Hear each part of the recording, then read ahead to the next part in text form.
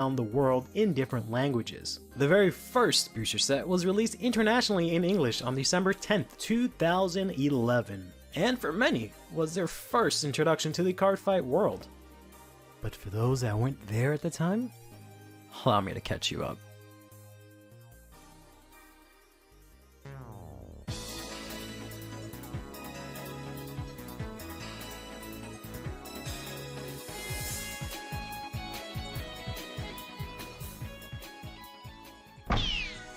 And if you need to get your cards for the upcoming set, please check out Saga Concepts. You can use the link in the description below to help yourself and help the channel out.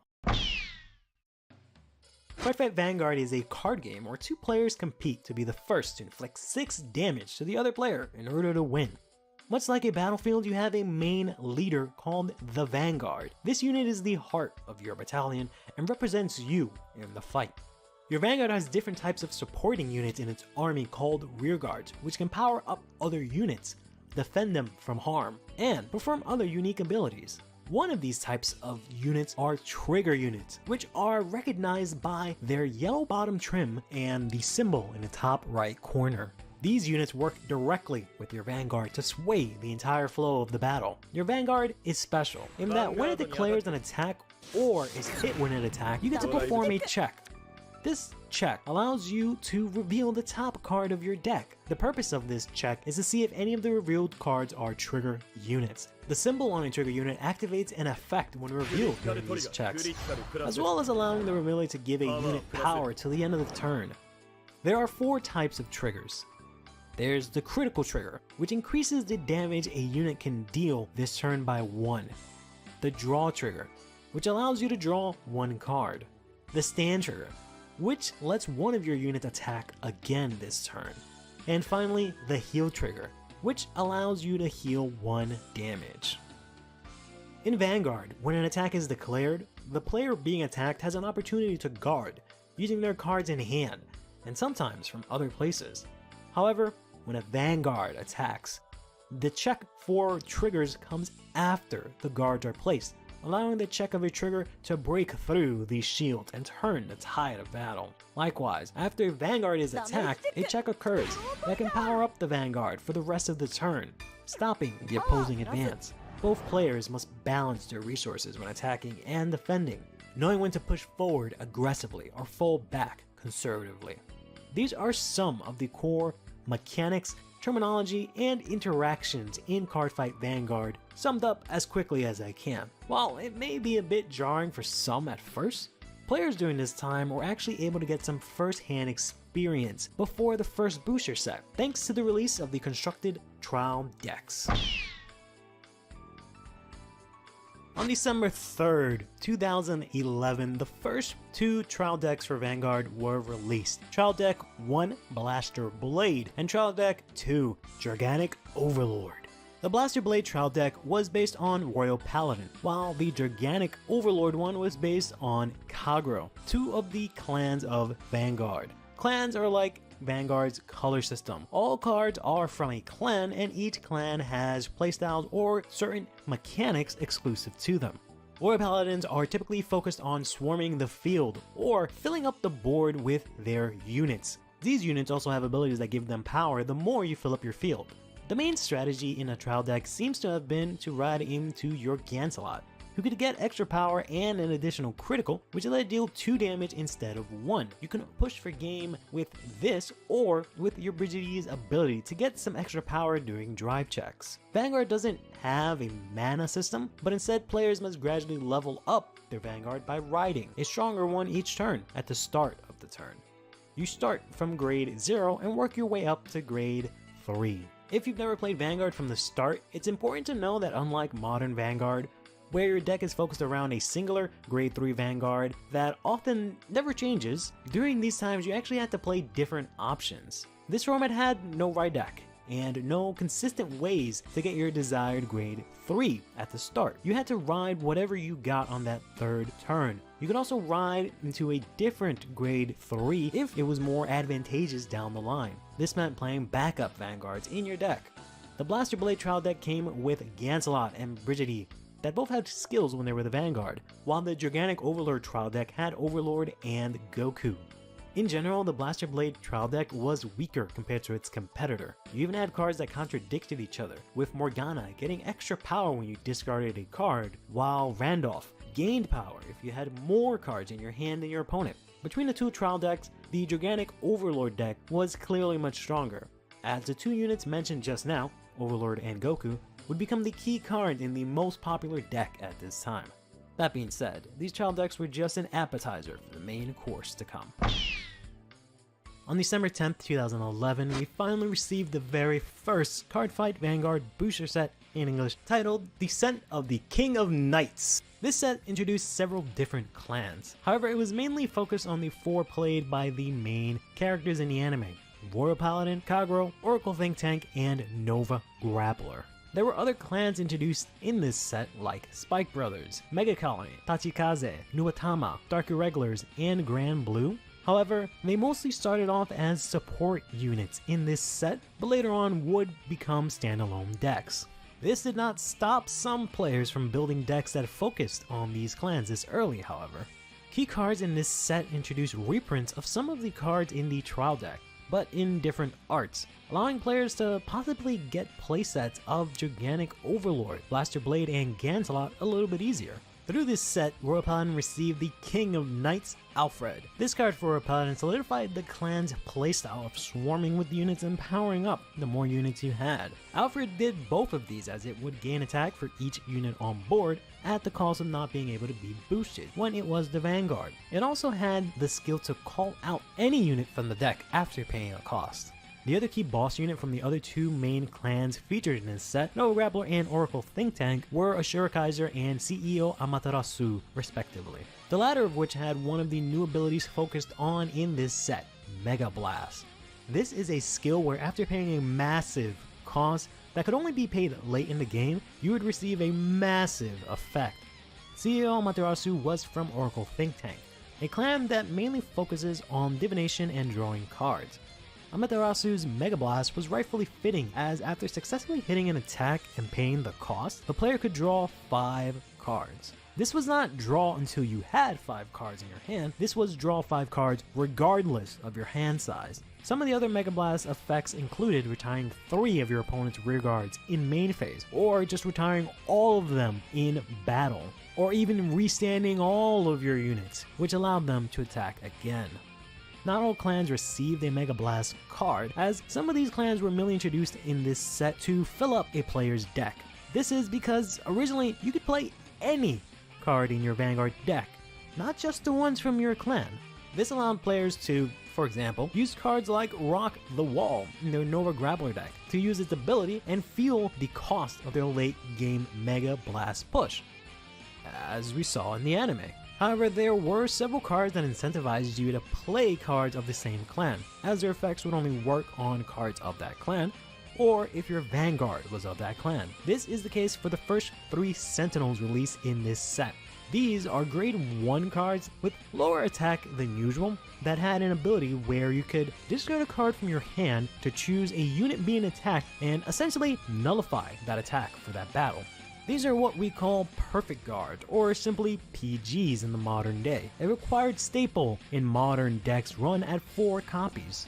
However, of the 4 mainly supported clans in this set, only 3 received this staple card, a staple that wasn't even played at max copies in these early stages of the game. This seems to be due to 2 factors. One was players not seeing the worth of playing max copies of a card that required you to discard and could only be used from your hand. The other being these cards were difficult to pull and were some of the most expensive in this set. This would be the part where I transition into talking about the specific decks that were played. However, I haven't been able to find any actual deck list from this time. I do have some knowledge on what kind of decks were played, however. By far the most popular and strongest decks of this time came from Kagero, followed by Royal Paladin. Aside from benefiting greatly from having the 2 trial decks that I mentioned, what made the clans even more popular was that they had access to additional triggers.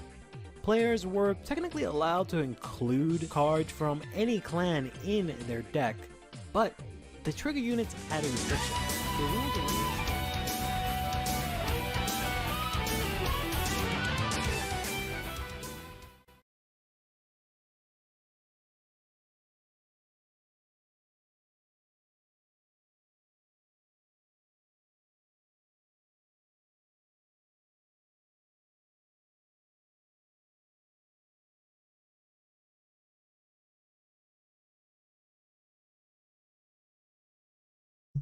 That was actually a bear, not a dog. The bear puns would make so much less sense if it was a dog, but it is indeed Teddy, who I use to focus my camera before streams. All right. So yeah, I'm a little bit behind today. Just jumped out of the shower, and yeah, we're not watching the Game Awards. I used to. I might have only done it twice. I used to stream it. Maybe I only did it once. I don't remember. I used to stream the Game Awards, but ever since I stopped streaming on Twitch, but then also since last year specifically, where they decided to give soundtrack of the year to God of War, Ragnarok, I think it was, for whatever reason, they thought that God of War had a better soundtrack than Xenoblade Chronicles 3. God of War Ragnarok, better soundtrack than Xenoblade Chronicles 3. Like, not only does Xenoblade have, like, I don't know, 200 songs, right? So it's got to beat in quantity. God of War had like maybe like 13 songs in the whole soundtrack, I think. So it's got to beat in quantity.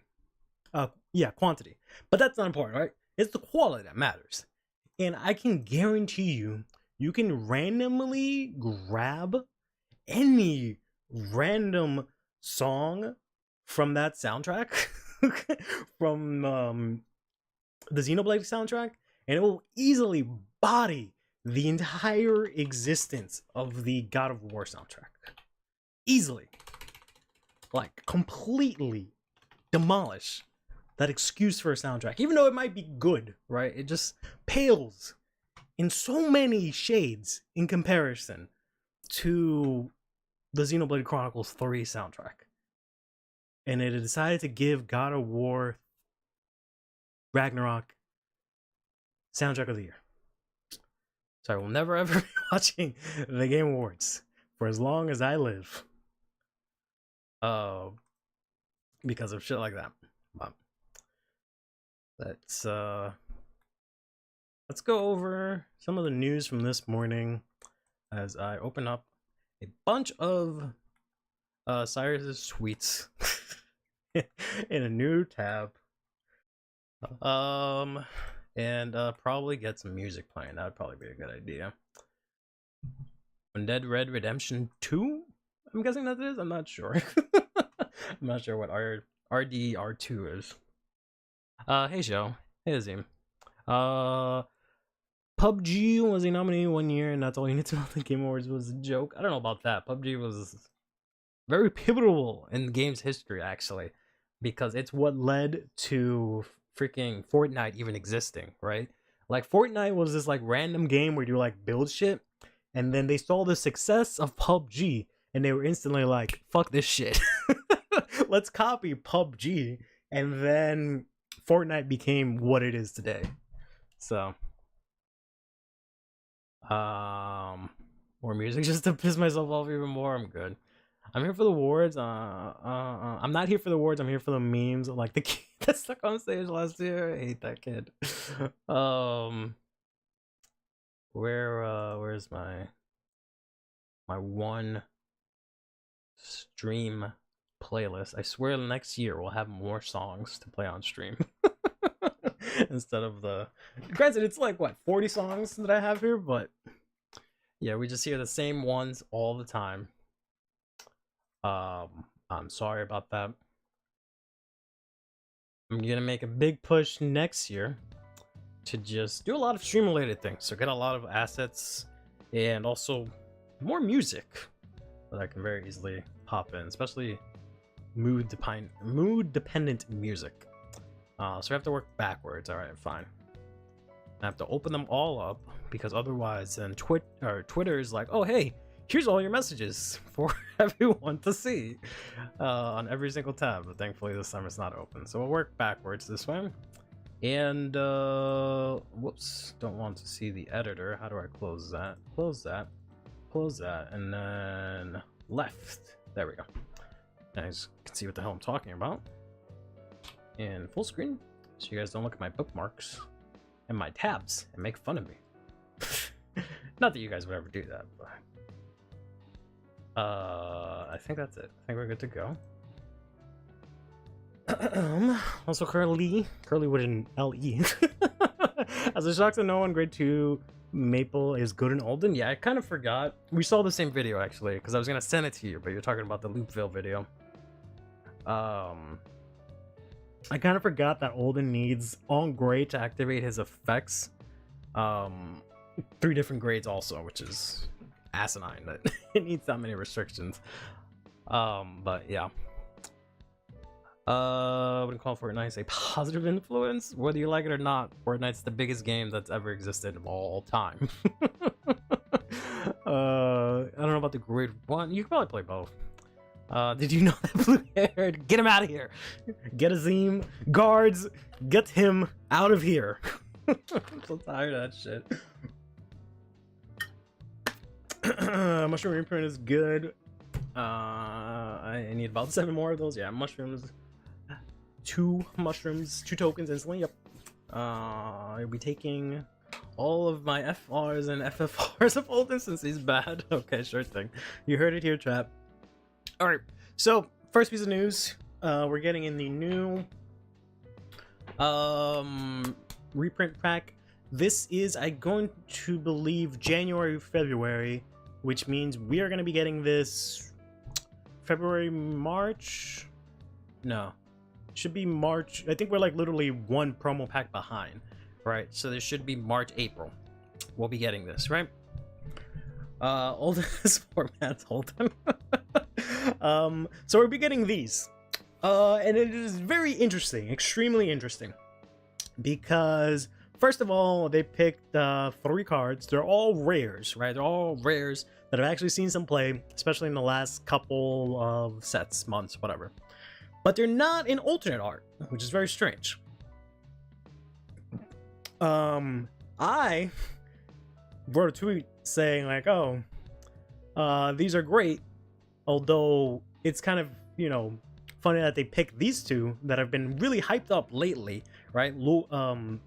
Diring for Leuhan, right? He got Super Bowl out, and then Recess here for Charmot.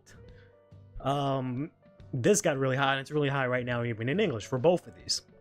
So, I was trying to say that it's interesting that they would reprint these when he's really only seen play in 1 deck each, right? In Standard, because apparently I always have to put that in scope, even though I barely ever talk about Premium, but people always come at me about Premium. Because this is apparently seen in Leuhan. I really haven't seen any lists that I actually run this. I mean, I've seen a couple that run like 2 of these, but I don't really think it's like a staple per se. I don't know. Maybe because I've just been looking at early lists. And then this is extremely good in short mode because, you know, it can very easily power up your Vanguard to hit the power threshold that you need to get her to do her things. Other than that, in Standard, these 2 specifically have not really seen a lot of play. Reese's has seen some play here and there in lyrical decks. You know, she's played in like Willista and like basically like every other lyrical deck it has been played in, because, you know, it's generic that way and it just can be played, especially by the nature of like lyrical. That is it. Which then everyone resulted to tell me that, by the way, did you know that Reese's is a 4 of in Charmart, so that's why it needs to be reprinted. Which I get. But all I'm trying to say is that it's just strange that they saw this get played, both of these, in most recent decks, right? 1 deck played both of these, right?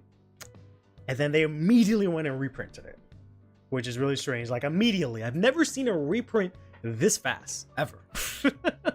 Right? To take back and look at all the other reprints we've gotten, and look at how, 1, they were not necessarily staples, and 2, how long it took them to get reprinted versus when they were like, you know, seeing their peak play or something like that.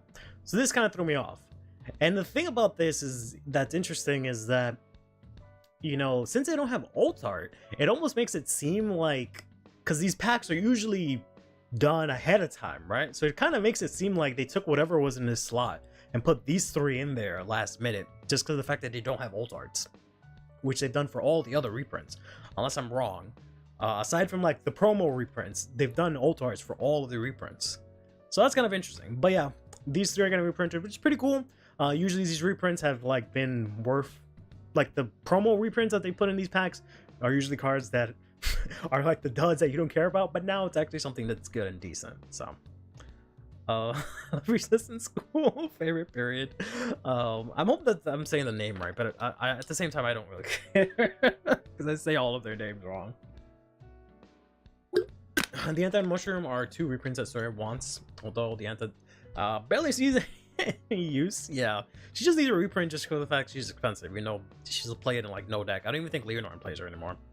Now reprint Mythy Habitat, the deck, since the deck doesn't completely suck, possibly. Let's take a look at that real quick. Let's digress real quick and see if there we go. If this jumped up suddenly. It did get, people did buy it today, but it is a good card, so I'm not surprised. I don't know if the promo really makes the deck go boom, but I'm sure we'll see that sort of effect soon. So if you don't have these, get them. I might buy 1 more playset of 4 eventually, and then I think I'll be set for life, maybe. But that's interesting. So yeah, so these are the reprints that are going to be in the promo pack. So there's 9 cards. This is 3 of them. So that's that. Next up, we got our first actual promo here, which relating to the Mythy Habitat, Mythy Arc Habitat. I always say Misty. Mythy Arc Guardian Delphina here. This is Azim's cock made into a card in real life here. Just avert your eyes as you look at Azim's cock real quick. Because they contacted Azim and they were like, yo, we need your cock to make this into a card to save Misty Arc. And he's like, yep. Signed off on it, and they made his CAC create a card into a real card. And to buy 3 weeks of backs, to trade a whole bunch of the crap to get the board, yeah. Isn't she B hero levels fixes everything and does your laundry, levels of insane support, but it helps a lot. If you're talking about the B hero promo, no. If you're talking about the B hero double R that we're getting, maybe. I think this is good. I don't know if it fixes the deck per se, but it's definitely a good card, right? It's definitely gonna be a 4 of. It's gonna be played. It's funny that you say DBT 13 be her because you forgot the O, but it's just funny because it's a girl. Anyways, so this is Mythy Arc Guardian Delphina here. She has 2 effects.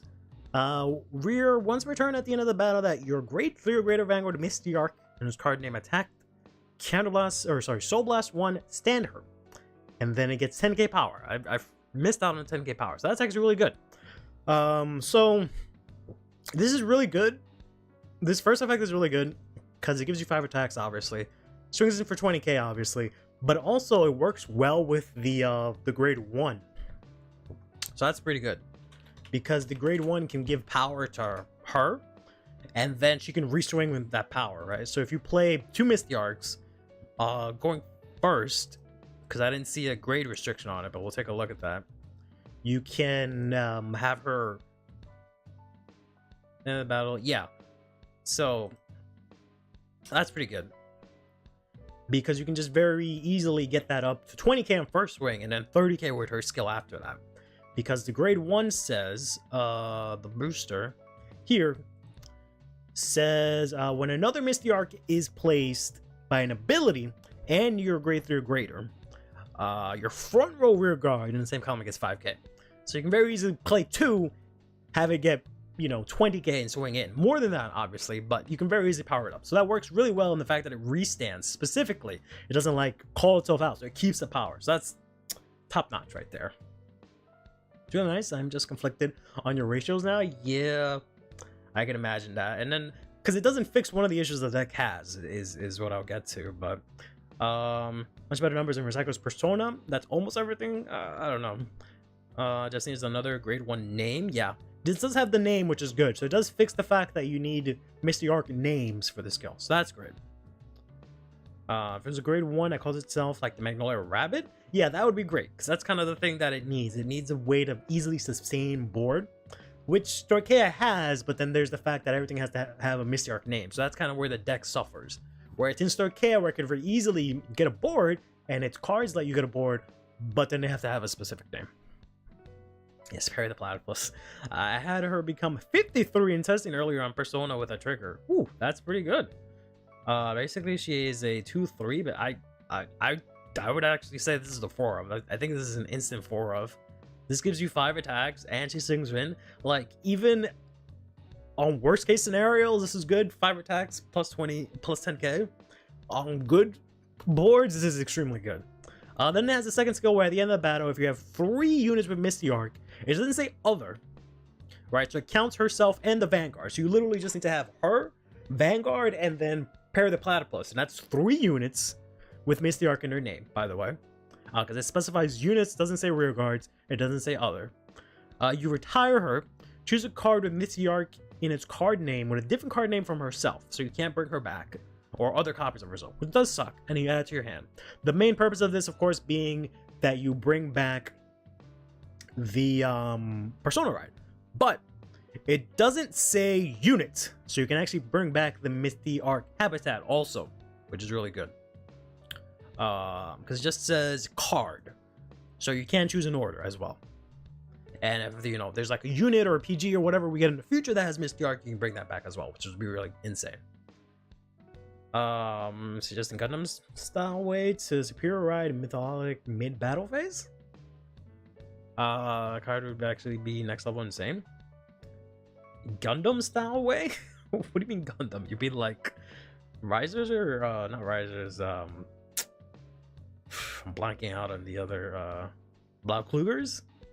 Pokemon with a theoretical rewrite Wetzel, that's 8 attacks. I also feel like Margaret is awkward now with her addition. I might have to cut her as much as I like to stun. Yeah, I feel like Margaret would have been really good if you didn't need all of your stuff in Soul to call them out. So, because like the grade 1 and the grade 2 call themselves out, and then the grade 1 does Soul Charge, so Margaret I feel like doesn't work as well, even for the discard part. So that is kind of rough. Yeah, I would say probably Margaret has to go for this, especially because they kind of compete for resources. But yeah, I think this is an instant 4 of. It doesn't fix the issue the deck has, which is that it needs 4 specific names. And it doesn't really give it anything too crazy. So it doesn't help the first part of the skill. I don't know why this looks so small. There we go. It just looks so small. There's no chat on screen. Why did the chat disappear?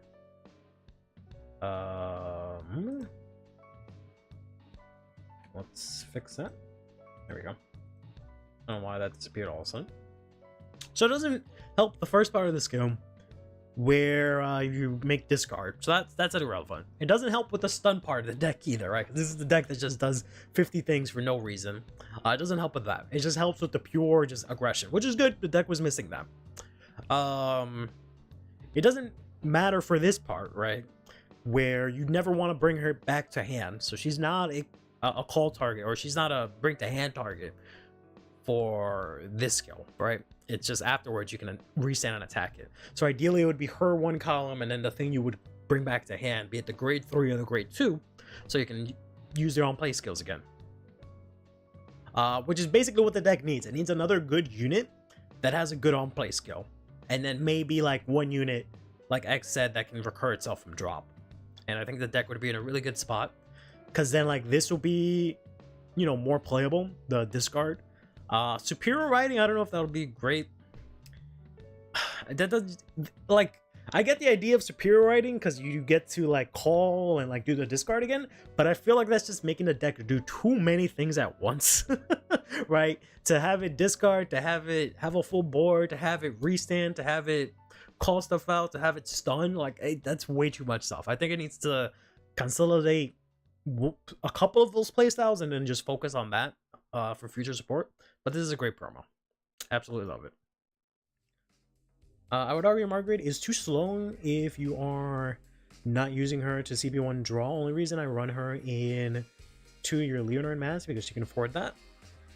Which is strange because Leonard usually leans Lost Soul, but I'm not very well versed in the mass version.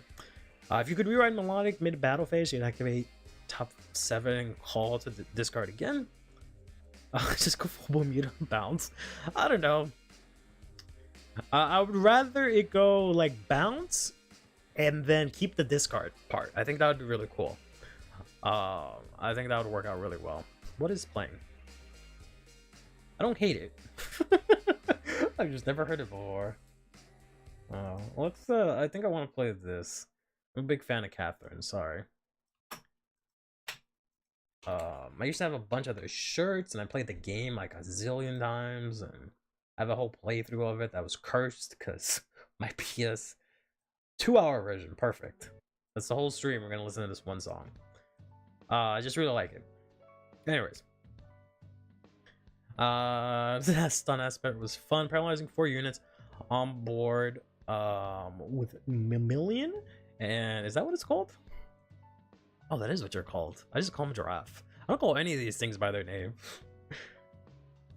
Margaret was cool. Yeah, like I don't mind the different aspects of the deck being still existing. I'm not saying drop them. They could focus on them to an extent. Give each parts a little bit, but it should definitely be the kind of thing where like you focus on 1 or 2 aspects of it and build a deck that way. Making you do all of that in one deck, that seems like a bit hectic. But I'm a dweeb and I have to cry. Oh, but I don't know. The stun is good in certain matchups. Like it hurts Bastion, for example, because you can't retire their stuff, so their stuff just sits there and they can't intercept. So they just have to overcall it, which might not be the biggest thing, but the stun is ironically probably the weakest part of the of all of its effect. The discard is probably the second weakest, but of course the bounce is ironically the strongest, even though it doesn't do anything. So bloody good. It looks like the Recyclers. You never opened them early game, or you did use their effect. You can't Persona Right effect. Yeah, it just depends on the deck. It's not as splashable. They for their credit, Bushiroad did a good job of making things like the making them cost soul, so you can't use it, for example, with like Rancor Chain for the most part. So they're very good in like balancing in that way, whether it was intentional or not. Then we have next up here my least favorite of these promos. This is Eternal Light Dragon Regular Star. He actually looks kind of cool. Cool name too. I don't like that it's a Bastion promo. I don't think Bastion needs any promos. The start deck 5, they get support every single set. You can look back at every single set that has released in Overdress, and there's a card for each of them in there, right? At least for Bastion and Nirvana specifically, they have a card every single set. They did not need to get also a promo. I think promo should be relegated to decks that don't get main support or that really need the support, right? They really need a big card to push them forward. Since they refuse to print those in sets, then leave the promos for that. I don't like the fact that Bastion is getting, especially when Bastion's already like a good deck, I don't think it really merits it getting now also a promo. So that's a bit yikes. Maybe not yikes, but I don't like that. It just feels unnecessary for Bastion to get a promo. When again, literally, we're up to set 13. And every 13 of them, there's been at minimum 1 Bastion card. More than 1, but there's been minimum at least 1. Sometimes I think even 2 Bastion cards. So now they get a promo too. That's, I don't know. That seems like a bit much. I like the Bastion promos since now you can't be rushed. Yeah, it is good because it's a grade 2. It says on place, on rear, Soul Blast 1. Reveal a card of Bastion and its card name from your hand. So you can only use this in Bastion, which also sucks, right? It's not in any way generic. Choose an opponent's rear guard and retire it. So now they have some removal, which I guess is fine. I don't know why they need to Soul Blast and reveal. I feel like they could have just made it reveal and made it like once per turn. Well, it's on play, so I guess it doesn't matter. But Bastion doesn't care too much about Soul, so I guess it's whatever. But they could just not use that effect, so it's fine. Then it says on rear, on Guardian, on hand, and on Trigger Zone. The only place it doesn't count is in drop and in deck, and I guess in damage and bind zone. I think that's the only circles that are left, but none of those matter for Bastion, right? This counts as a grade 3 and it gets 5k shield. So that's pretty good. You know, this gets power from Bastion Accord skill on board. And also you can intercept with it. It gets 10k shield. Helps the deck get some shield. You can also play it early. If people rush you, you can retire stuff. So it has a lot of really good applications. It's a really good promo. Just, you know, wish this could have just been in a set. They could have easily put this in set 13 and gave this to like Solarian, as this person is talking about, or like any of the other decks. How somehow his most hated card of the batch isn't the Almagestic card. We'll get to that one. What to cut to make room? Run 3 instead of 4 Grandier Edge? No, you have to run 4 Grandier Edge. Less Olden? I don't know. This is a really good card, but the fact that Bastion players have to find space for this tells you enough that they don't need this. Right? The fact that they have to try and find space for this tells you that they did not need a promo. But yeah, it's a good card. Then we got here the one Azim prophesized and manifested into existence. Last year I was able to manifest, or maybe not manifest, but I was actually able to like accidentally like prophesize a couple of things. I might have been this year, actually. This year's been really long, but it seems that I've lost these powers and now Azim is the holder of this, because he was asking for a Almagester promo that would fix everything in the deck, everything wrong with the deck, and boom, you got that and the Misty Arc promo. Whether or not this fixes the deck is questionable. So there's this Blue Tonic Prospector. It says at the end of the battle, this unit attacked or boosted, if you have a Vanguard with Almagester, so that's good, or Evil Eye, that's also good. So it works for 2 decks, which is great. It also means you can use this on turn 1, which is extremely good, because the ride line has Evil Eye or Almagester, so that's great. Put this into Soul, that's decent. The fact that it goes into Soul is supposed to retiring or something like that. But you can use that for like the ride cyclers or like some of the other skills, so that's all right. Look at the top 7. Top 7 is great instead of 5. Choose 1 grade 3 from among them, reveal it, add it to your hand, and shuffle your deck. So this is really good in Omni Grugio. You can maybe cut back on like the Mass Searcher, maybe. You can come back on a couple of cards. This helps your consistency quite a lot. It says a grade 3 period, doesn't say unit, so this easily searches out the mass for you. So for Omni Grugio, this is great, this first skill. For Almagester, for Unica, Astroya,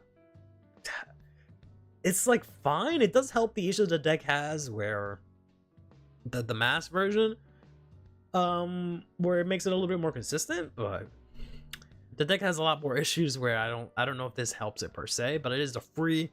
You just have to attack with it and you get a free deck thin, Persona Ride. So it's definitely a positive for Astroya. So there's that. Did we just get multiverse into a universe where Curly doesn't immediately write off every Almagester card as jank? No, there's cards that are decent. Initially I disliked the Almagester promo, but I can search the OG mass order as well as the counter charger order. Yeah, that's right. So running 3 mass, 3 grade 3 is doable now. Yep.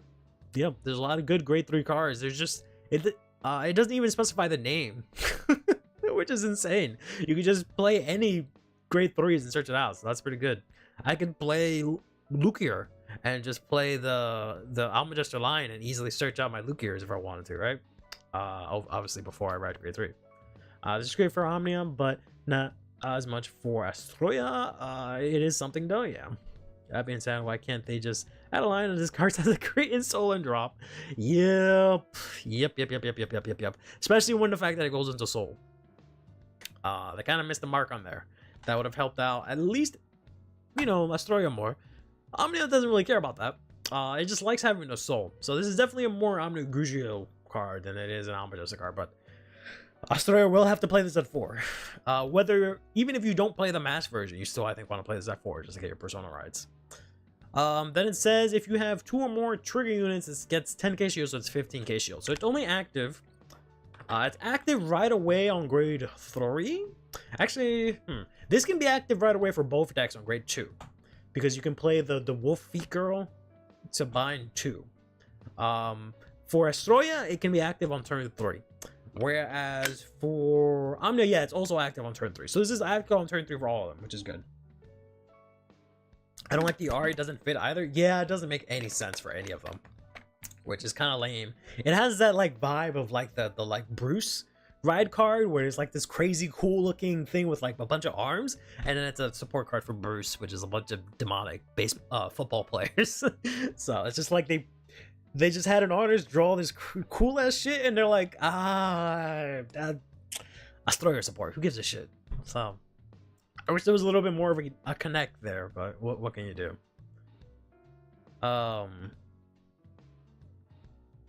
That idea sounds about the same as running Dragon Tree Ride Line at Magnolia. I don't think it's good. It's not. I'm just joking, or just saying that I like the fact that it's flexible.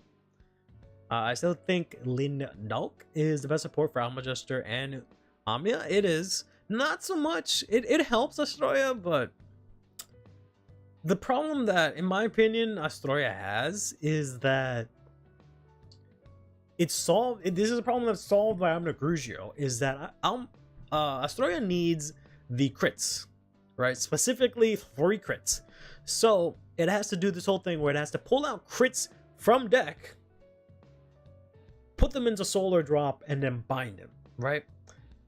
If there was a natural progression way to do that, which it does in Omnia Grugio, right? You can very easily use all your triggers naturally and then bind them over the course of the game. That'd be great. But in Astroya, instead, you have to like soul charge, get all these crits right away. Otherwise, you just don't do jack shit. So it just needs an easier way to get access to its condition, right? Once you can activate the condition easier without having to go through your whole deck and remove triggers, then the deck would be a lot better. So that's why I keep saying it just needs a card that says I count as a crit in bind or whatever. That alone will help the deck out a lot. The mass stuff is a whole big issue because that thing's a mess. It's a very incohesive mess, but at least being able to have that condition for the normal Unica would be great. Finally, Unica and Snake are the buddy duel like Leuhan and Gredfium, and in both cases there are always clearly one deck that uses dual support better than the other. Yeah, I mean, I feel like Leuhan and Gredfium are a lot more balanced. People just see Leuhan as the better deck. It's just Omnia Grugio is so much better constructed. It's basically everything that they wanted to do. I feel like with Astroya, they had Astroya as like the template, and then they figured out what doesn't work, and they fixed it in Omnia Grugio, especially when it comes to like Mask. But so that's this. This is fine. It's a 4 in both decks, I think. It helps out the deck, but it helps out Omnia Grugio a lot better. Astroya needs a lot more. The next, this is the one that I'm maybe the most excited to talk about, because this is support for Thegria. Objectively, Leuhan is better, but Grenfia is better for Zerum user. Yeah. So this is Knight of Slashing Evil, May League. This is an angel, which again doesn't really make sense for Thegria per se, but you know. And it's gonna have the same skill that we're gonna see for this, and the Warrior card coming up. Whoops, and possibly the other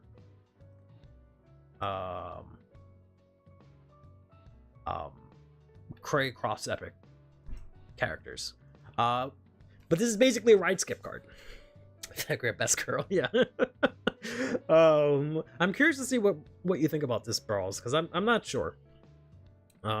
As good as the promo is, the Thegria even have states to fit her. You make room, yeah. I think you'd have to make room for this. It's strange though.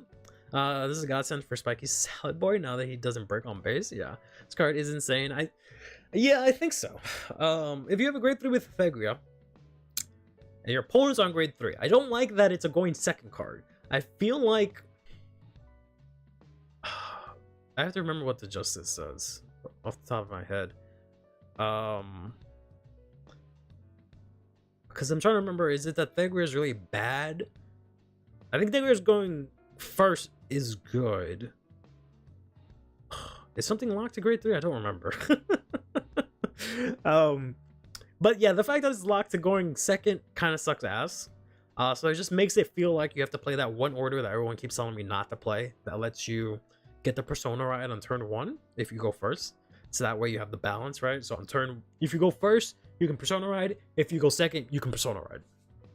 But so yeah, so this is grade 1 if you have the grade 3 Thagria and your opponent's on grade 3. You bind this, grade 3 or greater. You bind this, search your deck for up to 2 Thagrias, grade 3 Thagrias with different names. Reveal them, ride the Justice. You have to specifically search the Justice to be able to do this, and then put everything else into the Soul. So you can search out the other, the Light and the Dark, and just put them into Soul. But of course, you would want to ride the Justice, take the Dark, put it into Soul. And then this part I don't understand that well. Until the end of that turn, that unit that rode is treated as having the same name as the card that was rode upon. This doesn't activate Persona Ride because it wasn't in main phase. Sorry, ride phase. So you don't get Persona Ride from this. You do easily get access to the Justice, so then you can use her skill to then swap into the Dark, activate Persona Ride, and then it counts as the Light, right? And then you can restand immediately. I don't know if you want to do that immediately, because, you know, usually you go that for like a kill turn. This is your first grade 3 turn, and then you have to go and like do a bunch of things to switch over and do that again. So it's definitely a good card. His big issue was going second, yeah. So this fixes the huge hole in her because that's what I thought. Yeah, because going first is definitely better than going second. Going second, she was like super far behind.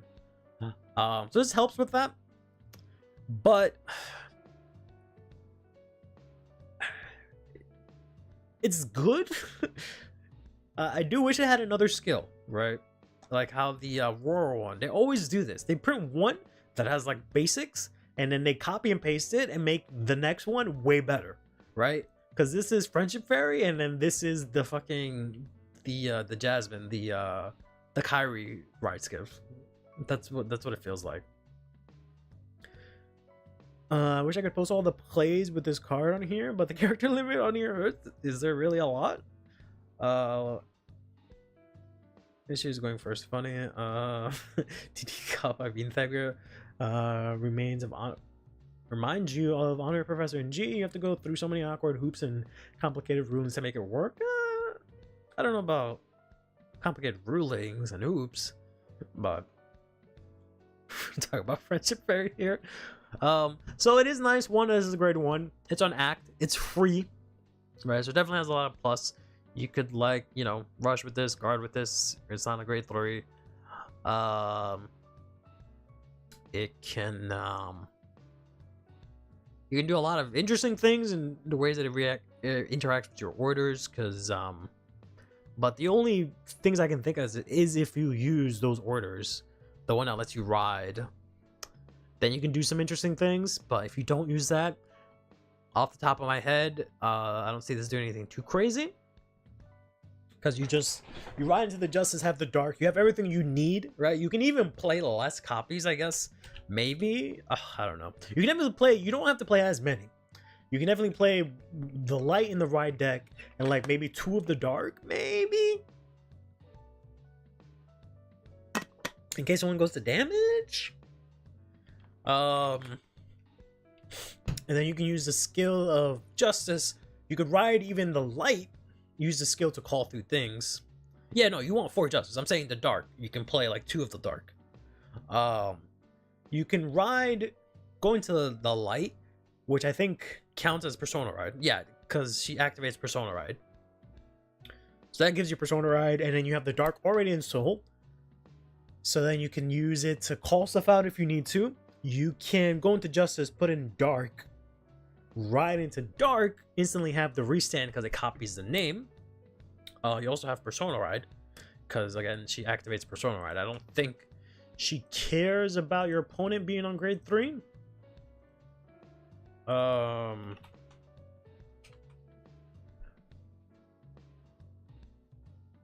Is it TE? No, it's Thegria. Yeah. Okay, I thought so. It's the Gria. But I say that's Thegria. So you discard, choose one with. Oh no, it has to be different. Never mind. So you can't ride the light. This specifically chooses a different card name. Because you ride the Justice, and then the ride skipper thing says that it's treated as the same name. So you actually cannot go into the light. So you can only go into the dark unless you do the opposite, where you have the dark in ride deck or something like that. Yeah, I just saw that. So that's okay, I guess. Being able to go into Magnolia Mass, going first and being perfectly fine really sank into how much Friendship Fairy sucks. Justice Clause stops you from riding once you do her skill, right? Then use promo after that to plop 2 Thegrias into Soul, and you can return 1 with Maple. Sure, yeah, you can do that. You can definitely, yeah, you can do a bunch of them once per turn. You can do a bunch of them in 1 turn to thin out your deck a bunch and then add whatever you need to hand. So does that mean, are you saying that like when you activate this, you reveal none of them, right? And then you just put both of them to Soul. Then with Maple, you pop the Justice back into your hand. Yeah, okay. That's a good interaction, yeah. But yeah. So yeah. Point is, this is good.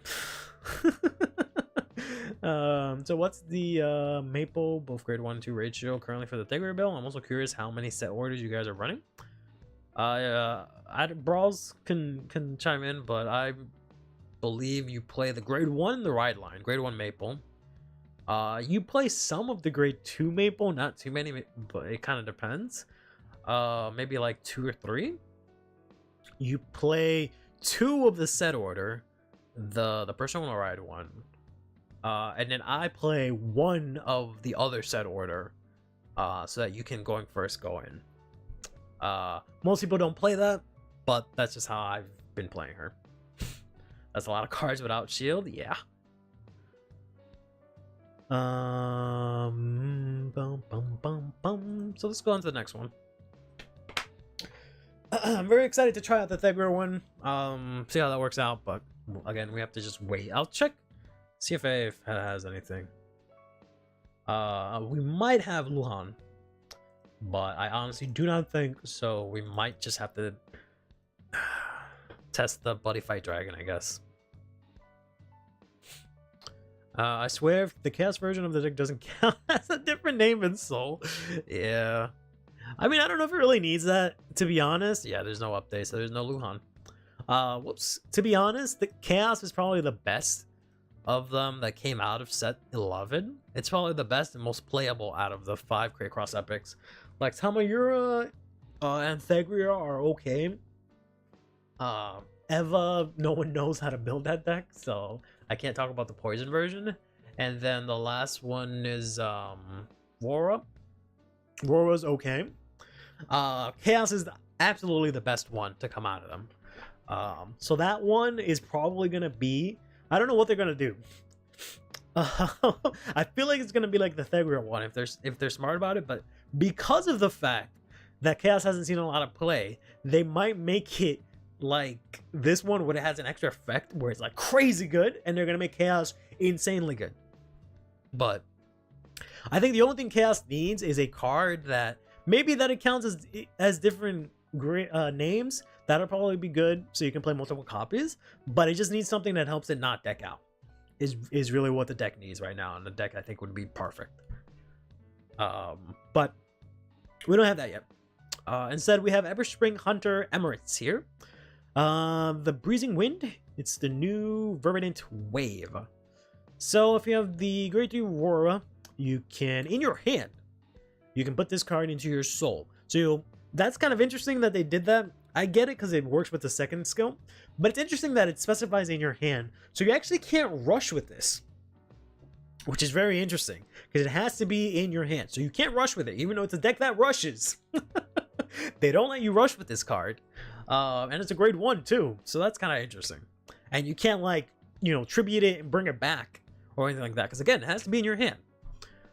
But you can from your hand put it to soul, so it gives you soul. Great. Search your whole ass deck for the upgrade Aurora, and you ride it as stand. Then, if your Vanguard is placed during your ride phase this turn, or if you're Persona Road, you don't activate Persona Ride.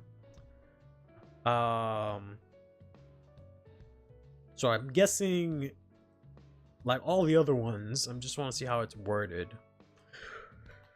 Aurora activates Persona Ride on ride, right? Yeah. So specifically, activates Persona Ride when you ride it. So going, yeah, it doesn't matter which way you do it, going first or going second, because this would activate Persona just by the act of riding it. But this guy says if you do this and you roll this turn, this doesn't activate Persona Ride, which is interesting. But you do get the skills to get the 2 tokens that you can then use to draw. Then it says this gets 5k shield, which is pretty good. You know, Aurora was a deck that has no shield value because it just rushes, plays sometimes a bunch of draws, plays a bunch of grade 3s and stuff like that. So having a little bit of shield value early on, pretty good. Pretty good. Overall, I think this is good. Right now, Horse. We can't talk about Horse. Horse is not in CFA. Overall, I think this is pretty good. These are all good, right? They help out the deck. The Thagro one too. I can't say they're like insane, super strong, top tier, but it's good. The set 11 upgrades were good. So to the Crit Cross Epic stuff, they were good. It was just the fact that they were all locked on turn 3, which made them not as good. Because they're not strong enough to be locked to turn 3 is the problem. For your Persona Road, skill still activates, so Margaret and Tideline still a thing? No. Because you didn't Persona Ride specifically. So this skill does not activate. Because I would assume, yeah, this... Yeah, it says you cannot activate Persona Ride specifically till the end of the turn. So it says you just cannot activate it. So you don't actually get to go to the part where it says activate. It says, you know, you can't do that.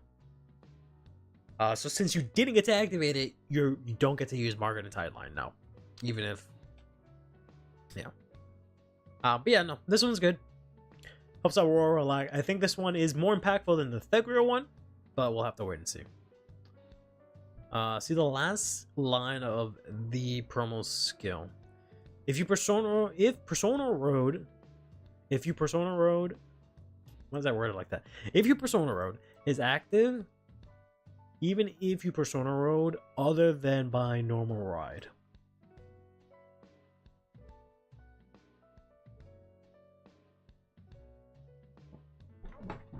What does that even mean?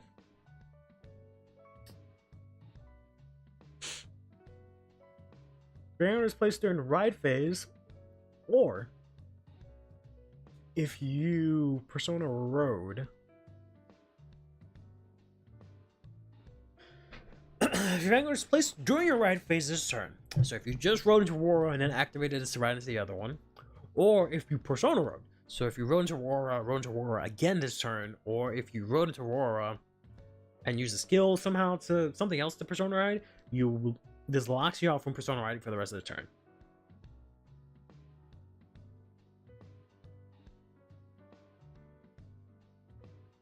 But then it says if you Persona Ride, so I guess it's saying skills that say if you Persona Ride. It's saying this is active even if you Persona Road other than normal ride. So I think what it's trying to say is if in the situation when you ride the grade 3 Aurora and then you go to your next turn and you use this skill from hand, to ride into the other Aurora. Since you didn't ride this turn and did not activate Persona Ride, you get Persona Ride. And it's just help protects that, saying that even though you didn't ride normally in ride phase and got Persona Rides, Margaret and Tideline stuff still activates. I think that's what that's trying to say. If that makes sense. But next up, we got a new curse play, which is pretty lit. Let's put this over here. We'll get to X's favorite part, premium, in a second.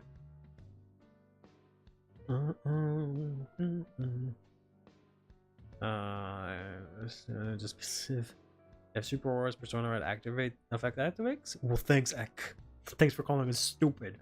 Thanks for calling us very dumb, and we don't know how to read. Thanks, Ek. So we have here, Wishing Your Happiness is a normal order curse play for Leuhan. You can play this if you have a Vanguard with Leuhan in its card name. So you choose a card from your soul, add it to your hand, and put this into your soul, so you don't lose soul.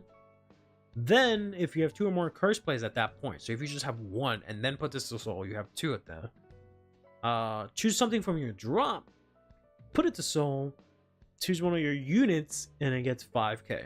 So this is really good. This, I would almost say, replaces the first one, but I don't know.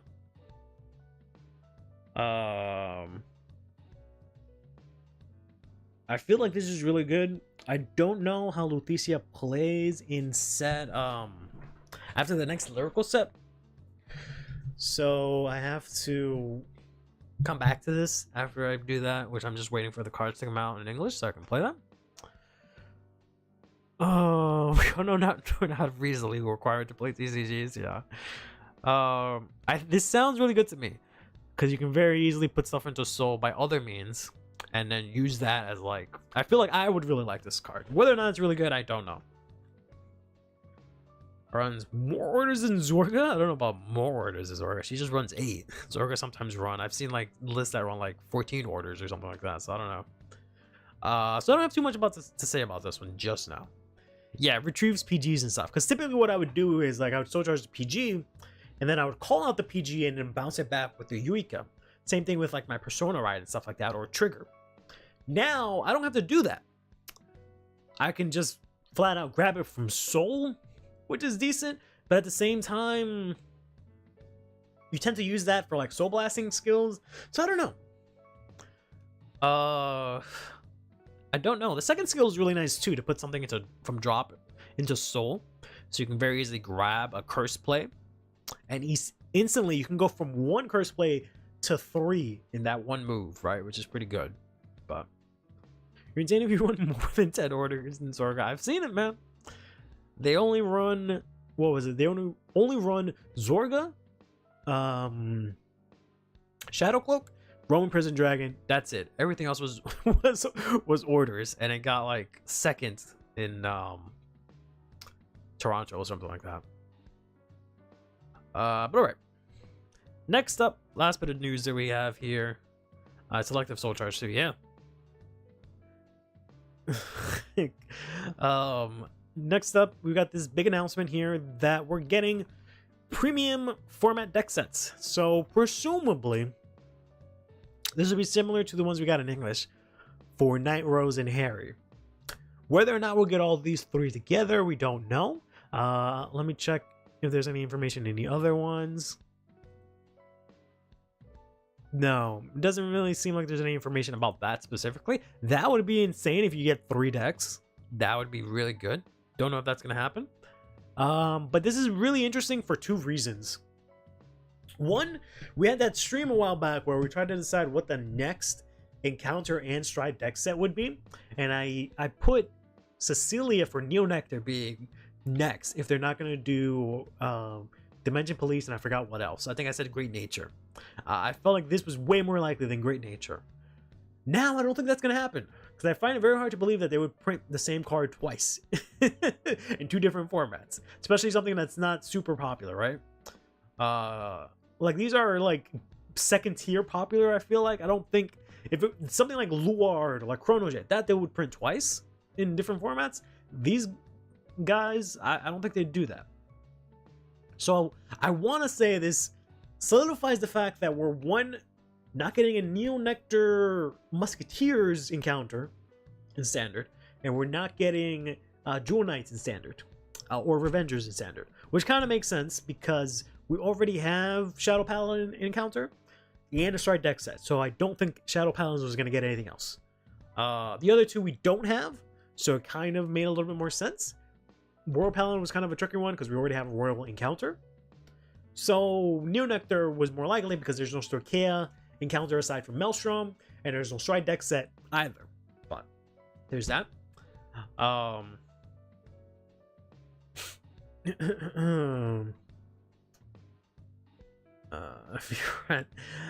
hope these deck sets mean Crystal Luster, Rancor Chain. I don't know about Rancor Chain.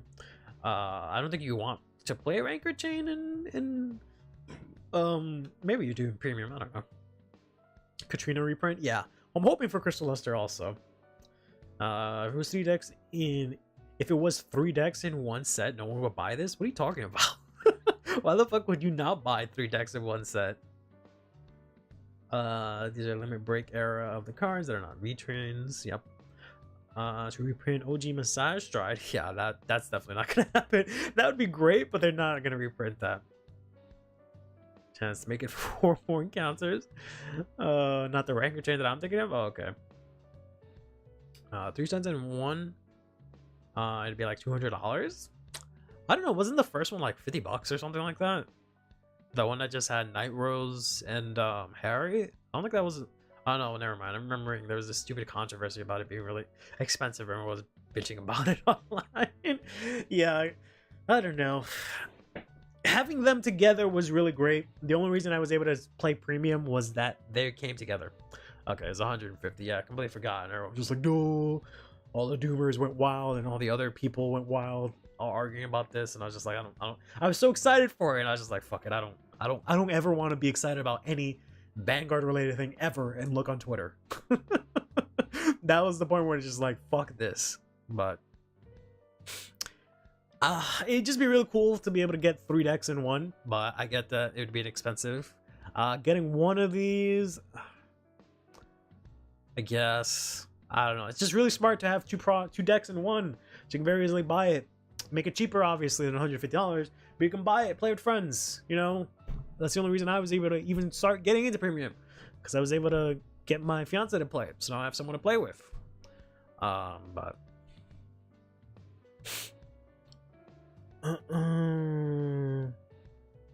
Kind of Premium deck sets or just experience for these products? Kind of, because apparently those only came out in English. They apparently didn't release those in Japan. And right now, this is announced for Japan. We don't know if we're getting this in English, though we find it hard to believe that we're not. Oh, there's actually a price here. I'm assuming this is 55 yen, which I think is like $60. If that's the case, that's probably $60 each, which is pretty good. You know, that's pretty good. For a whole ass premium deck, presumably it's ready to go to play. $60 to play a premium deck. Whether or not these are like, you know, top premier premium decks, whatever, you can argue that later, but that's pretty good, I think.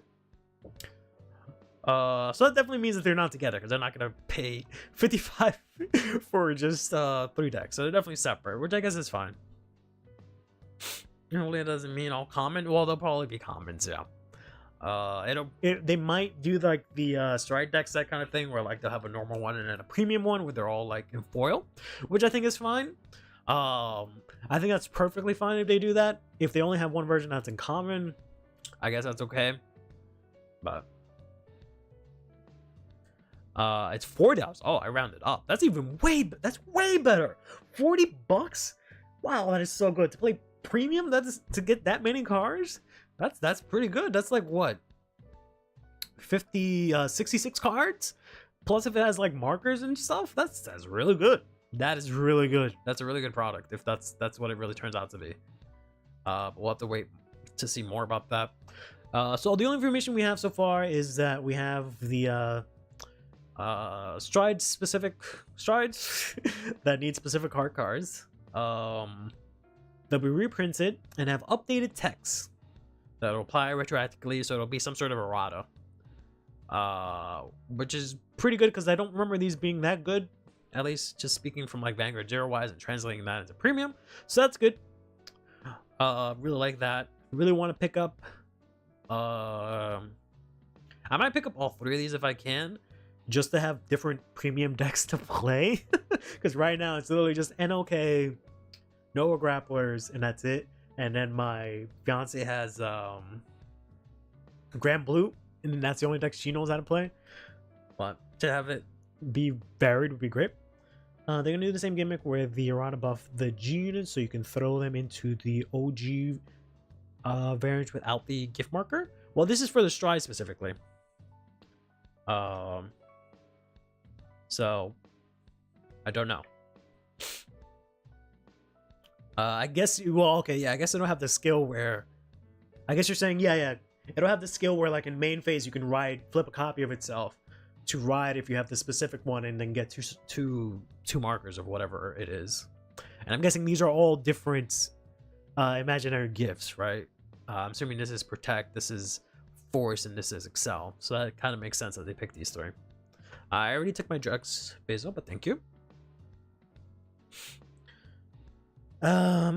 Funny, Raging Ramp Stride is also Limit Break 4, yeah. They might give you Limit Break enablers, or you might disable that somehow, we'll see. Stormy Repaint would go crazy, yeah, I find it hard to believe that they won't do that, honestly, but we'll have to wait and see. They are all Force? Oh, never mind. my thinking made way more sense. Okay, that's interesting.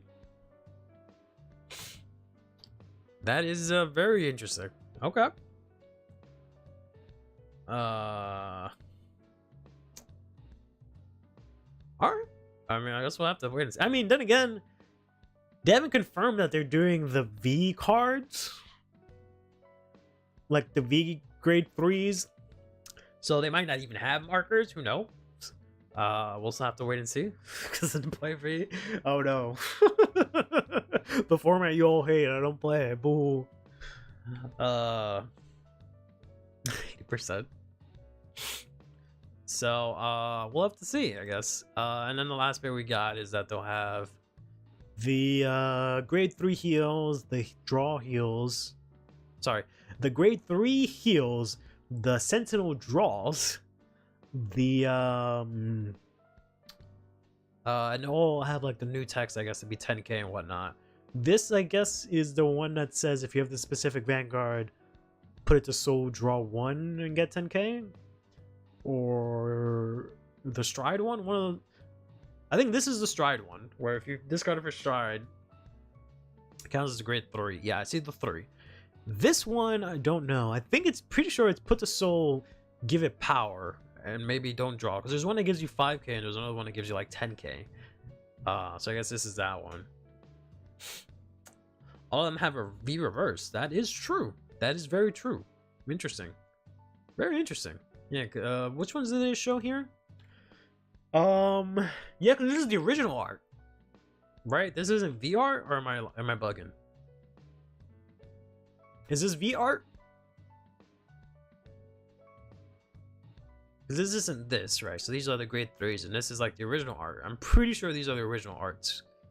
The like premium versions, not the grade 3s.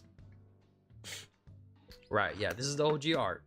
So, like I said, maybe it just doesn't have any V stuff. Maybe it's like Limit Break focus. They try to bring back Limit Break somehow and reverse. I don't know.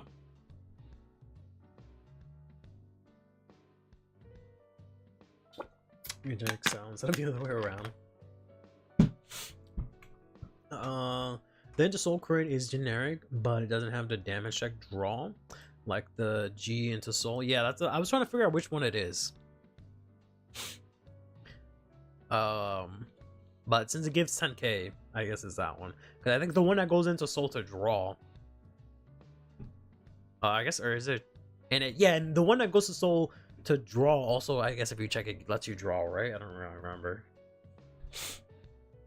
But all right, yeah, that's the news. It was pretty big news day. We're gonna next week is gonna be insane. Because Tuesday, Monday is gonna be the strategy presentation. I have to check because I don't know if it's on Monday at like midnight or if it's like Tuesday at like midnight. I think it's Monday at midnight because they said they're gonna talk about it on the Tuesday stream.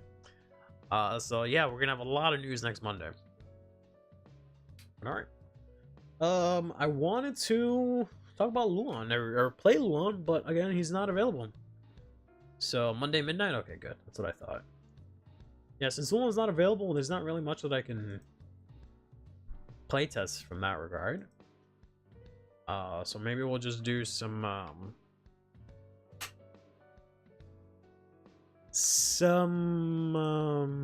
Alden testing. Maybe, I don't know. Let us make this full screen. There we go.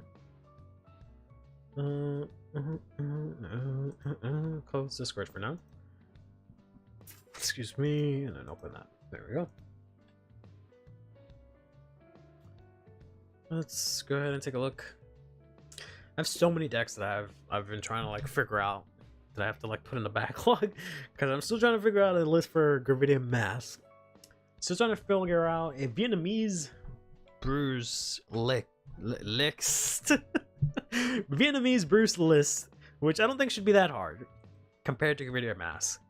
And then I've picked up lately trying to make a an Olden list,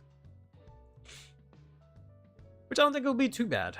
I see now why the grade 0 is better, because it enables the skill of Alden a lot better.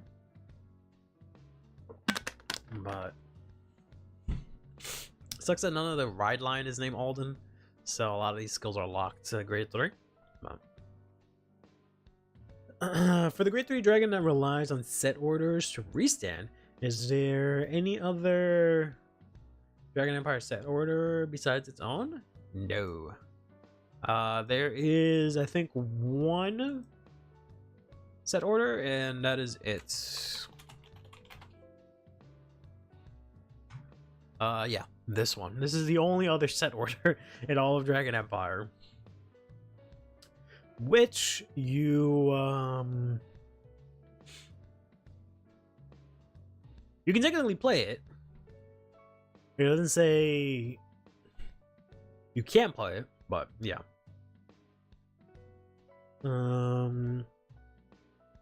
Yep. So right now it's only turn 4 restand, which is fine. It's fine. A lot of people were giving it shit because they're like, "Oh, this is Bushu ruining the game. We're expecting like this insane level of power coming out of this new era, and this is the first set of cards that they give us. This is so bad." It's like, bro, it's some random grade 3 in a reprint booster. First of all, it has one wave of support. Second of all, so I don't know why everyone expected this to be immediately the strongest thing in all existence, and why that would be a good thing to them instantly power creep something so quickly. But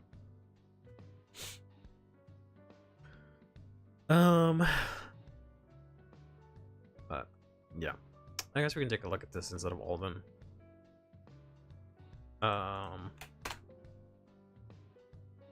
I don't think it's that bad, to be honest, aside from the reset on grade 3. I was like, this funny looking guy, and this guy, you don't want to play any more of these. You don't want to play any more of these. For this, probably 4 of that. Probably 4 of that, 4 of the order. Excuse me. PGs. 4 of this. This over trigger. Sure. I don't think you need soul, but you might, so I guess you can have the soul crit. I don't know how peace reliant it is. I think it's kind of peace reliant, so maybe we'll go for draw. We'll go with Basil's favorite heal. Go to Cray Elemental. Redeem. Add this. I don't know which one of these it would like to add. To be honest, let's take a look. Future Provo. I mean, they could also just support it in the next set. And it's also it's somewhat generic, so we'll see. I think actually dude has a lot of draw power. Oh, so I should be playing fronts instead. You got the deck out. Misplay point out mode. Run all of the engine cards as 4-ofs, 2 gem cats, and fronts instead of draws. All right, let's see. So I don't remember what this does. So this I think searches out the order, right? Which is this. Yeah, so he searches out the order from top 5, which is kind of ass. Whoops. That's not good. Let's try and add that back. There we go. And it's gonna do that stupid thing where no one wants to be the ride line. Boom, boom, boom. Put you. There we go. All right. So from top 5, search the order, add it to your hand. This says, search your deck for up to 1 smithy card. Reveal it and put it to your hand. What is a smithy card? Oh no. This searches out the order. No. Yeah, this searches out the order. This searches out the rest of the deck. Because everything is rough iron. And it searches out the order. Okay. And then this says on place. On place when writing itself, essentially, or the grade 2. Soul Blast, search your deck for up to 1 of the orders. So you have 2 of them. And it's a grade 2, so you can play 2 of them. Reveal it and put it to your hand, so you can then play it. Is this played for free? It's played for free, so that's good. Then this says when it attacks, you counterblast. 1 gets +1 drive, and if your cards were chosen by the effect of the order 3 times or more, then you can stand this at the end of that battle. It gets +10 and no drives. Okay. Use the Angel Regalia. Regalia's piece, build soul. Oh, right, the new one. I forgot about that. Draw, so let's give power to Vanguard. You get about 7 non-agent slots to mess around with. I like the Gem Cat and the Dino Bullets to loop fronts. Cycler kind of conflicts with the amounts of CB cost. Yeah, I do have exactly 7 slots. Assuming I need everything here. So let's take a look at the order here. The order says choose a unit. You rest it, choose a unit. Whoops. Give it 5k. You can play this on any deck, actually. Choose something, give it 5k. And then if it's a Roth Iron specifically, so if it's in engine, it gets 5k shield and it can intercept.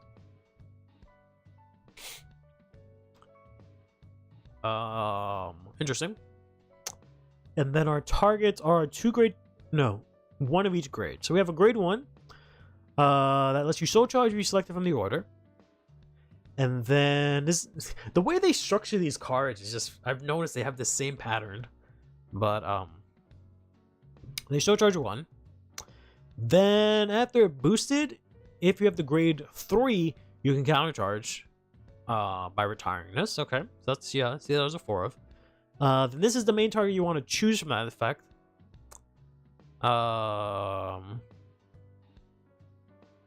Okay, it has resist if you use the order with it, so that's really good. Then it says when this attacks, if it was chosen, you can CB1 to draw. So this is your draw power. You also have drives, okay. And then when this attacks, if it was chosen, Soul Blast 2, retire. This is kind of ass. But it does get 5k, so it becomes 18. Yeah, so we're never using this unless we're playing against a specific deck. So it's really just CB1 You use one Soul Blast for this, and then you just CB1 like crazy to draw, and you countercharge with these two, which is this. Okay, fair enough. You can usually do that once per game. That means you don't run the Ride Cycler. Yeah, but I don't think you want to do that at all. I don't think there's anything that has any order support. There's this girl, but it's only if you played a normal order. We don't play normal orders, we only have set orders. So this girl is useless. Her second skill is probably playable, but that is it.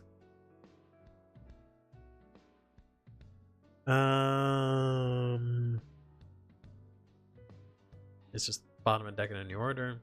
Look at all cards. I don't think there's anything that's specific to orders aside from like these guys, but these are normal order cards. That doesn't help. This is alright, but I don't think you want to use that. I don't know why my nose always gets stuffy when I stream here. Maybe if I open the window more? But I don't think that's gonna work.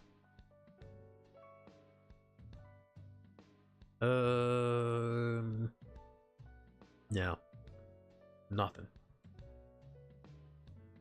The only integrated one retires itself, so back row tends to be empty. Okay. Any good soul charge card in Dragon Empire? That's Self Dragon. In DBT 2 discard 2 goes to soul does not count. There is one. There's like the dinosaur. Although we haven't changed draws to front. Maybe I want to play draws. Do you ever think of that? Maybe I'm gonna play draws anyways, huh? There's some grade 1 dinosaur that people keep yelling at me that soul charges. This guy.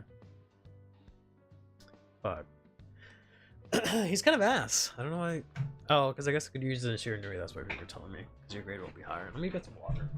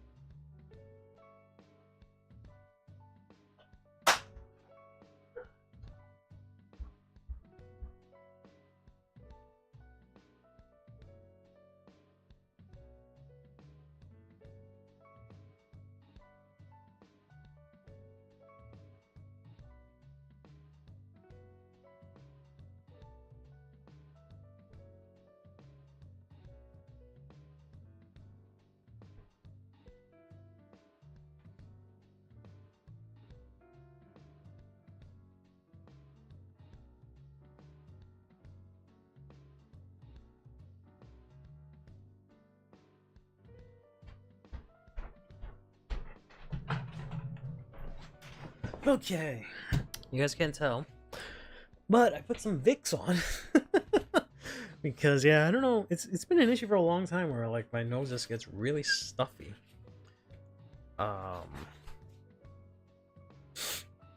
Whenever I stream, even though I have the window open, the fan blowing, there should be enough airflow, but I just get really stuffy. So I have some Vicks that I rubbed on my chest to clear up my nose a bit. So I don't sound so stuffy. Grade 1 resources, you don't need that. You could go for Gemcat in the old grade 1 that everyone used in Deer Days that gains shield if your opponent has drop. Oh, Madoka. Added a random card. Yeah, I see it.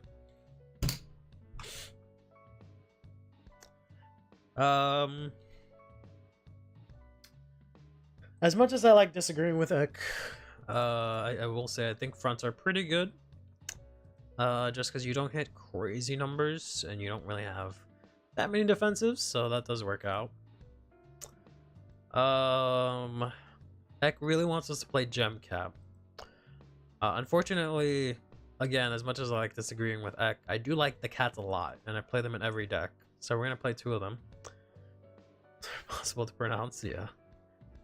I just call it Madoka because that's the last part of its name. Because it's like stealth. It's like stealth something dragon and then some big ass part and it just says Madoka at the end. Yeah. Okay, yeah. Stealth dragon, Fujimachi Madoka. So I just call it Madoka. Yeah. That leaves 4 cards.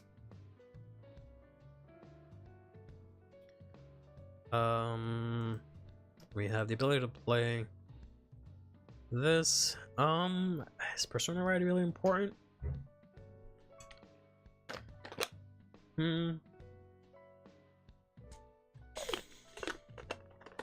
Your rear guards aren't that important, but you know, this is still a pretty insane card.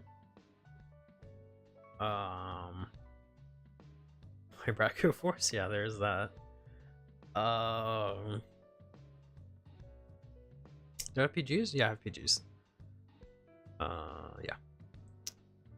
I mean, the fact that this Ghost of Soul and draws a card is pretty good. My Vanguard getting 5k, so I can restand with that is pretty good. To be honest, can I be chosen? That second part is kind of whatever, because like this already can't be chosen, and this retires itself. So the only thing I have left is like this guy, and I can give a shit if that dies. But Dino Blitz is good. Racket Force works too, just like Dino Blitz, because Bilk Shield, Ryu Shields. Yeah, I just don't feel like. I feel like it doesn't have enough units, but I don't know. I guess it does. So I think this is solid, just because it's a restanding Vanguard deck, so having 5k to restand and draw and have Soul, since we use Soul to an extent, is solid. So that gives you 4 different slots. You guys like playing... You guys want me to play the Dino Blitz. Excuse me. Which I think is not half bad. I don't know about 3 of them. I could do 2. 2 sounds fair. Just because we already play so many cards without shield, but I know it has shield, but it seems like much. Brachio Force, maybe. I'm trying to see what this deck needs per se. It definitely has. I feel like it has way more than enough shield value. You can draw from, you know, the grade 2. You can draw from the fact you have extra drives. You can draw from Cat.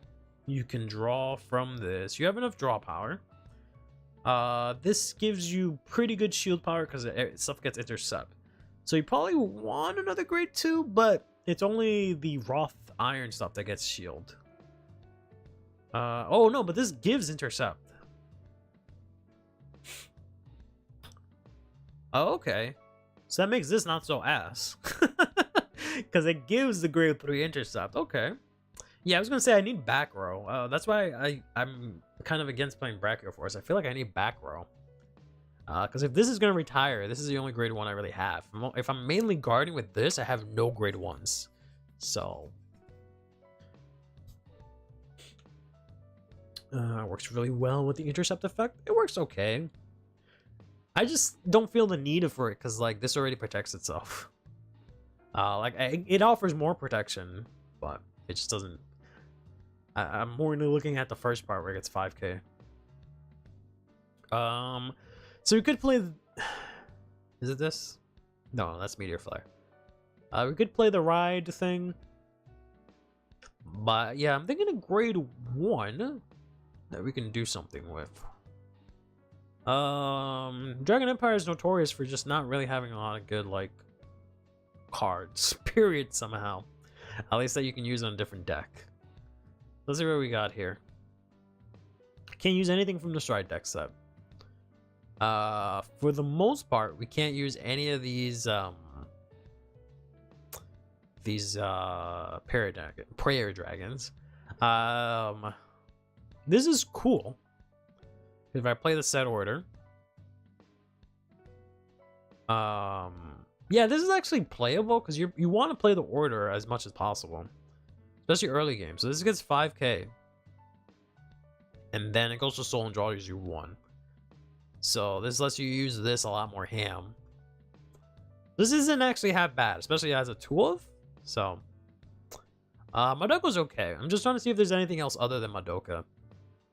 But Madoka seems like the easiest answer. Right, yeah, it would empty out my back row, which is true. When is this card? Put on Guardian in hand at the same time as another card. If it wasn't 6k, that'd be kind of funny. That's pretty bad, pretty bad. I don't play anything for my Vanguard ability. It's funny how this... Yeah, by itself, it can't be targeted. So you can just play this and have something that can't be targeted. Most of your board can't be targeted most of the time, which is kind of funny. Dragon Tree. So charge. When this attacks or boosts, it gets 2 can't in the battle for each card in my bind zone. I don't put anything in my bind zone. We got this funny guy. Can't use that. Lock to Eugene. But the first skill says that when Eugene attacks or boosts if your opponent was retired, it just gets 2 for meh. Try the static crack. If it does not, you're cooking. Static crack is another card, but is it a grade 1 or am I looking in the wrong spot? Like, I feel like I know when I see it, but I might be thinking of something else. What set was it from? Is this? Yeah, okay, I thought so. When your other rear guard is placed, when your other unit is placed on a rear guard in the same column, this gets 5k to the end of the turn.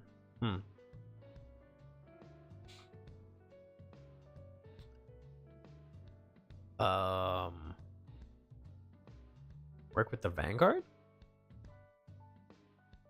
Why would it work with the Vanguard? I mean, static crack works because, like, it actually works pretty well in theory because you will be intercepting a lot. So intercept, call stuff out, it'll get 13k. It'll be a 13k booster each time. So theoretically, yes, it does. SocialMedia gets 5k to restand with. Oh, the placed unit gets 5k. Never mind. Interesting. I thought it itself got 5k. Does that make it better or worse? Because you don't, aside from the Vanguard, you don't restand them.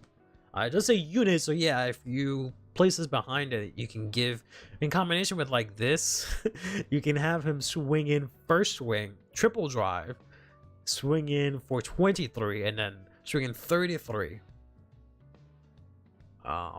So yeah, I guess that is an option. That's interesting. So it's Madoka. I think that's it. Madoka or Static Crack, really. I can't play any of these guys. Just only play a normal order. It's the only one that doesn't suck. I mean, it's fine. I guess given the 5k, the fact that it gives the 5k each time, it's not like on place, is good. So it's not a bad card. I guess whatever. We'll do Static Crack.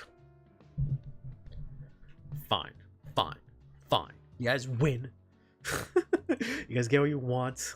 Let's save this.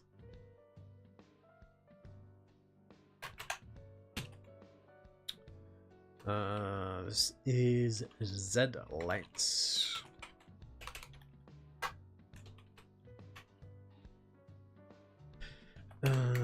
Parentheses.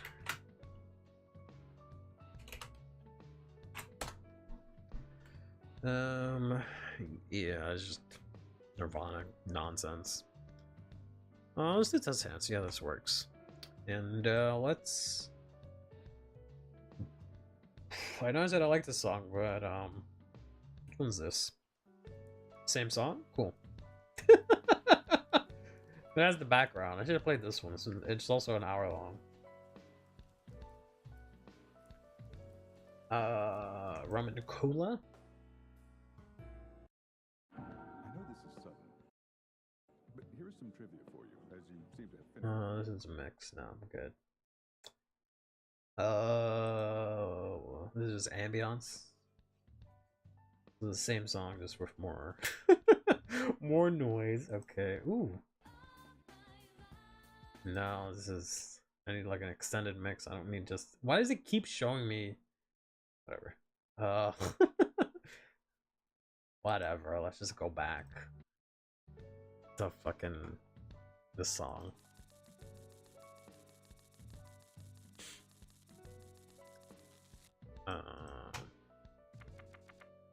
Cool. I want to keep double Persona Ride? I don't think I do. And draw. Discard. Ride. Grade 0, look at the top 5. Add a Roth Iron. 1, 2, 3, 4, and 5.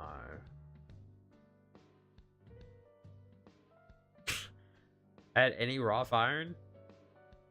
Any? So like Persona Ride, bro? Hello? I don't have the grade 1. I don't think I really need. I already have a Persona Ride. So I guess, whatever.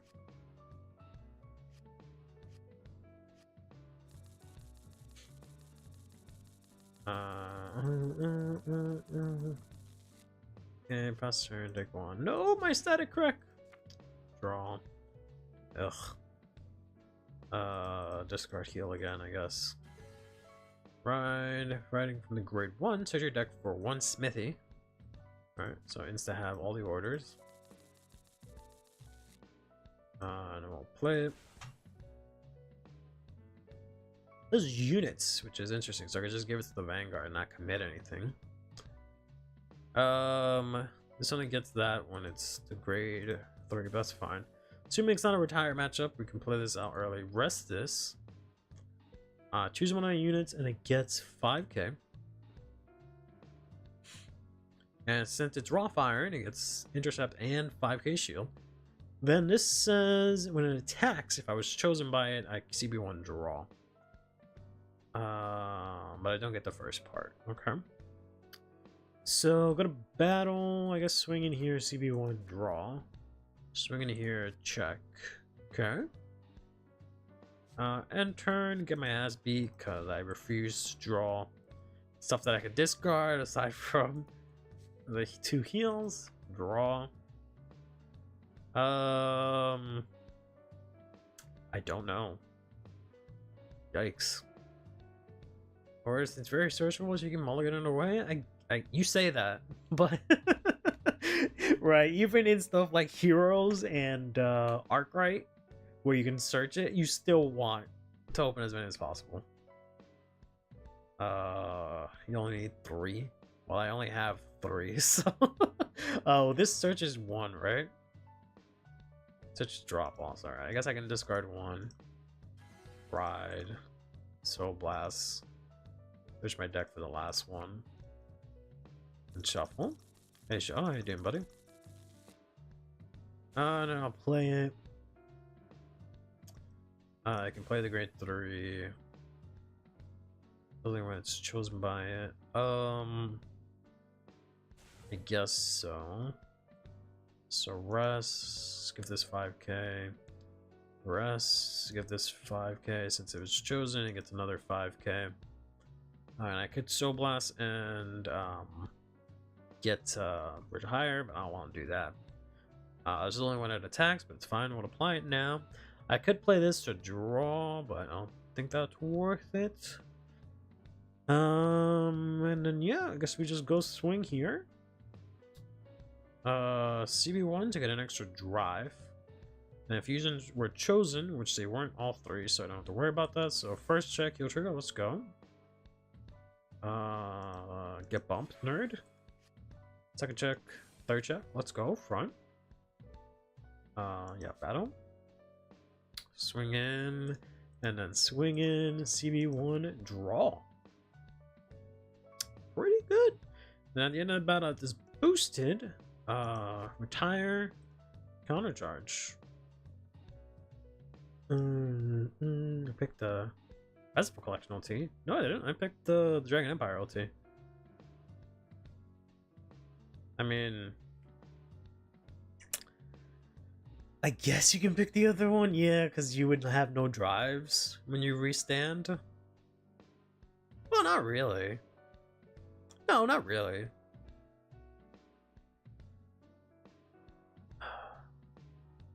I guess it does the way it's worded. So you would have to like not CB. He would stand anyways. You can't choose units. You can't choose the Vanguard to restand, so no.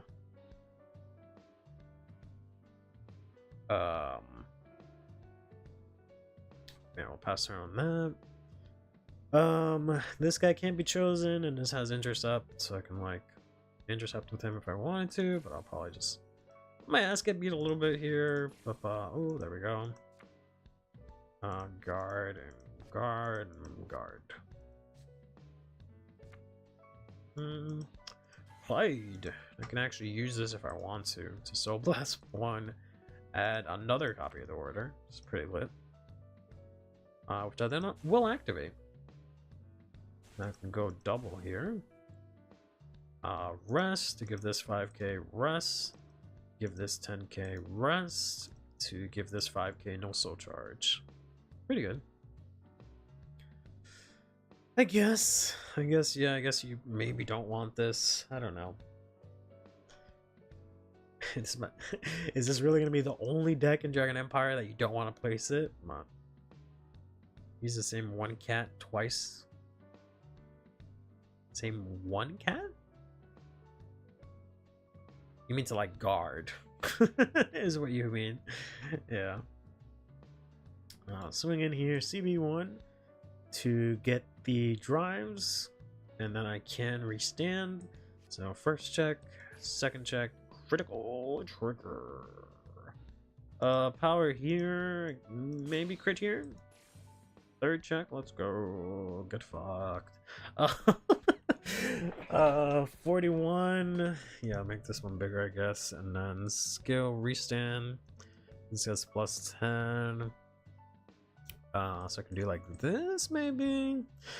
51, and then CB1 draws. That's at the end of the battle. Yeah, so then we'll retire this one, countercharge, and then swing in here. This deck is kind of lit, not gonna lie.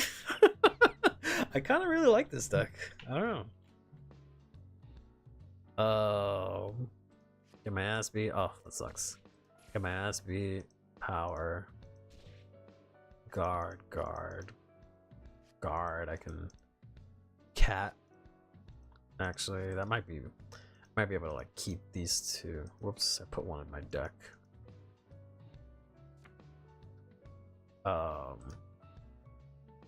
And like put this back, and bounce it back to my hand, and then do it for another attack.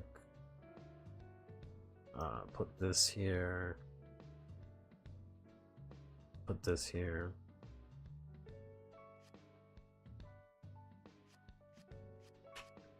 Kind of like it, not gonna lie. He's good, not top 8 BCS. I don't know. I mean, doesn't seem horrible. Oh, I wouldn't be surprised if it won a top 8. If it got a top 8, it doesn't seem horrible. I guess maybe in comparison to like Shiranui and stuff, maybe, I don't know. Yeah, I could use the CB2s. Well, it's fine.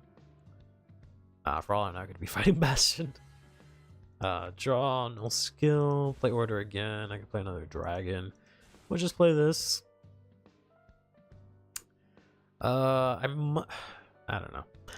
I want to play another static crack because 2 kind of sucks since 1 went to damage and I never see the other one, but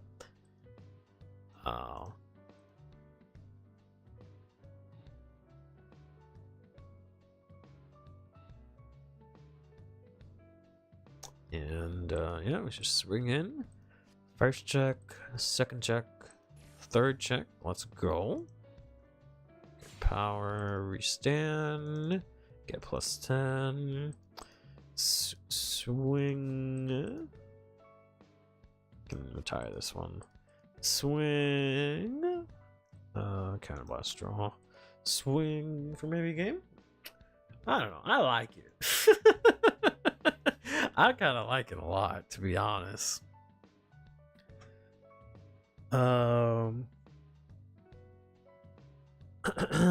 15 cards and no draws. Yeah. I kind of like it a lot, to be honest. I like that a lot. But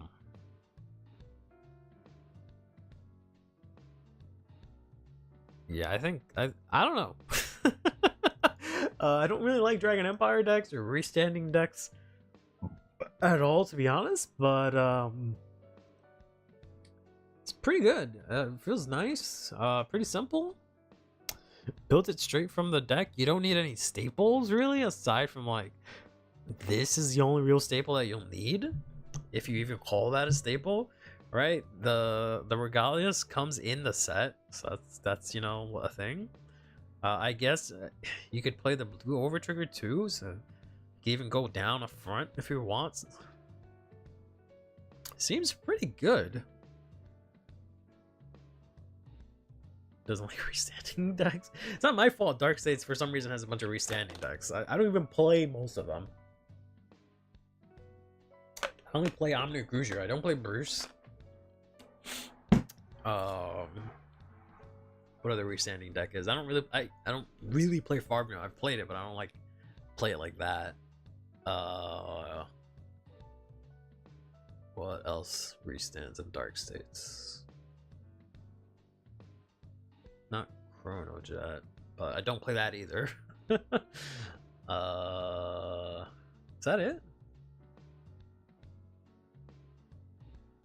Greedon, yeah, I always forget about Greedon.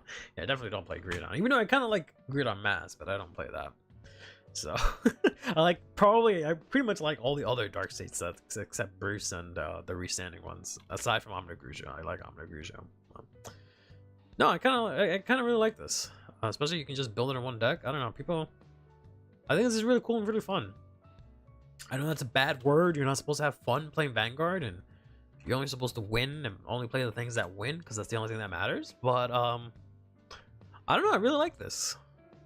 It's a nice little deck. It does what it does.